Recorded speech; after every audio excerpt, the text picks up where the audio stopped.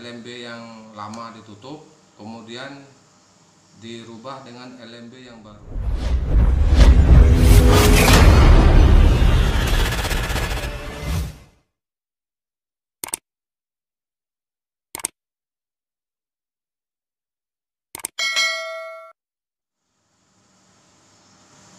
Assalamualaikum warahmatullahi wabarakatuh.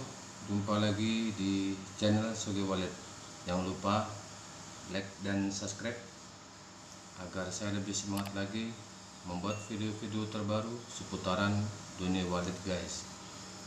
Oke, pada malam hari ini saya akan menjawab kembali ada beberapa pertanyaan dari teman-teman di komentar di YouTube. Untuk kali ini saya akan menjawab ada beberapa pertanyaan dari teman-teman di para petani walet. Jadi apa bedanya void zigzag dengan void lurus? Nah, perlu saya jelaskan kembali di sini ya. Kalau sudah gedung waletnya sudah jadi, sudah dalam arti sudah on gedung waletnya dalam berbentuk tata ruang dalamnya itu berbentuknya voidnya itu zigzag maupun lurus, itu saran saya jangan dirombak dan jangan dirubah, karena merubah void itu belum tentu jaminan untuk keberhasilan gedung walet. Jadi jangan dihancurkan gedung waletnya, hanya saja di sini tata ruang dalamnya itu diperbagus. Jadi apa bedanya di sini void zigzag dengan void lurus? Void zigzag itu kelebihannya untuk gelapnya ruangan inap itu dapat, tapi burung walet, anakan burung walet yang belajar terbang itu akan susah mencari ruang inap. Manuvernya itu lebih susah, karena rata-rata kalau gedung baru itu pasti mengharapkan anakan burung walet, yang dimana anakan burung walet itu masih belajar terbang. Jadi agak susah untuk memanuver ke lantai bawah. Jadi trik di sini agar tidak perlu dirubah yang seperti itu. Bagaimana caranya pelan-pelan anakan burung walet ini mendapat ruang inap yang zigzag. Jadi di sini yang dikasih bagus dan dikasih pas penempatannya itu adalah tekniknya menempatkan tuit tertarik.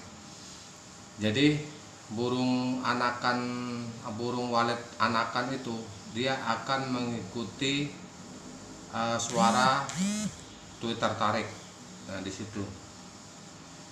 Jadi akan mengikuti Twitter suara tarik jika ada anakan burung walet yang masih baru belajar terbang. Tapi kalau gedung yang udah lama, yang udah banyak koloni, itu tidak menggunakan Twitter tarik tidak masalah, karena burung walet yang baru maupun yang lama dia akan mengikuti burung walet yang sudah koloni yang masuk ke ruang inap. Jadi dia akan mengikuti burung walet koloni kalau yang sudah produktif gedung waletnya. Oke, lanjut. Ada kalau void lurus itu keuntungannya burung walet anakan tuh memanuvernya itu sangat mudah. Jadi ruang inap gedung walet itu akan mudah didapat sama anakan burung walet.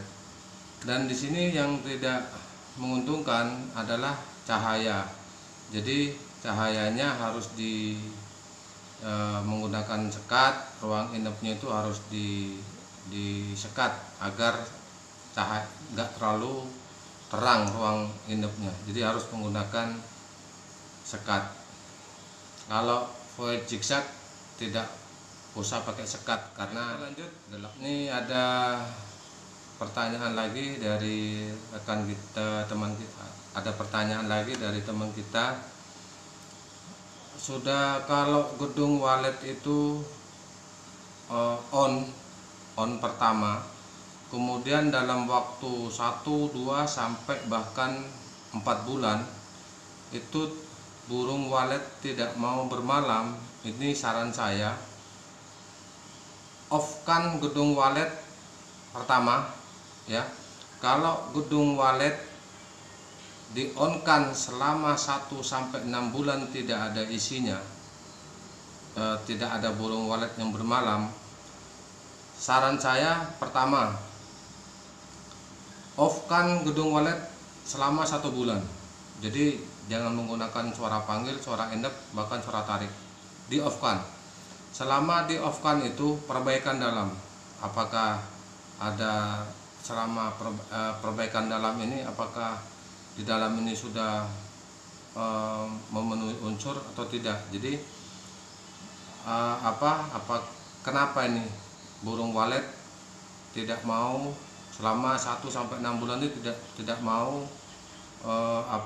bermalam di gedung walet itu? Pasti ada masalah. Pelajarin dari lantai 1, lantai 2, lantai 3, bahkan sampai lantai atas kalau yang lantainya sampai 4 lantai. Jadi pelajarin sekatnya, kemudian tata ruang dalamnya, kemudian saya di sini jarak sirip, kemudian tidak usah terlalu banyak menggunakan parfum walet atau aroma walet dulu, biar baunya itu alami dulu. Kemudian yang kedua suara panggil, suara enep, suara tarik ganti total. Kemudian yang ketiga, ini yang sangat penting, ini yang ketiga, LMB yang lama atau lubang masuk burung yaitu LMB itu ditutup yang lama. Jadi dibuatkan yang baru, LMB yang baru. Jadi LMB yang lama ditutup, kemudian dirubah dengan LMB yang baru, agar burung walet yang sudah pernah lewat di situ itu pasti menandakan gedung itu dan tidak akan bermain-main lagi. Kalau kita posisikan LMB itu dengan kita ganti dengan yang tutup, dengan LMB yang lama itu kita tutup, membuka dengan LMB yang baru, jadi burung walet ini akan bermain-main kembali. Lanjut. Oke. Ada yang menanyakan apakah dalam 1 sampai 3 bulan gedung walet itu cuma ada 1 bahkan 2 titik kotoran burung walet berarti ya. Kalau menurut saya dalam 3 bulan ada 1-2 titik itu menurut saya lambat. Kenapa saya bilang lambat? Karena seharusnya dalam 3 bulan itu sudah ada polesan, bahkan sudah ada yang menjadi sarang dalam 3 bulan. Tapi kalau titiknya itu ada 1 atau 2 titiknya itu berada di Twitter inap, coba jangan diganti suara inap dulu ataupun suara panggil, karena yang bermalam yang ada titiknya itu dia nanti akan membuat polesan. Kalau diganti suara inap dan suara panggil, nanti malah kabur burung waletnya. Terus kalau titik kotorannya itu berada di Twitter tarik, nah coba diganti aja suara inapnya dan suara panggilnya.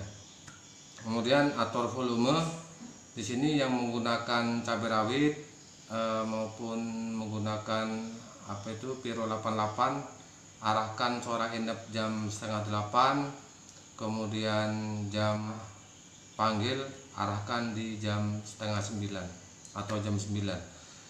Itu untuk settingan volume Piro 88 maupun cabai rawit. Kalau yang ada mid sama tribalnya itu arahkan semua jam 1. Oke, lanjut.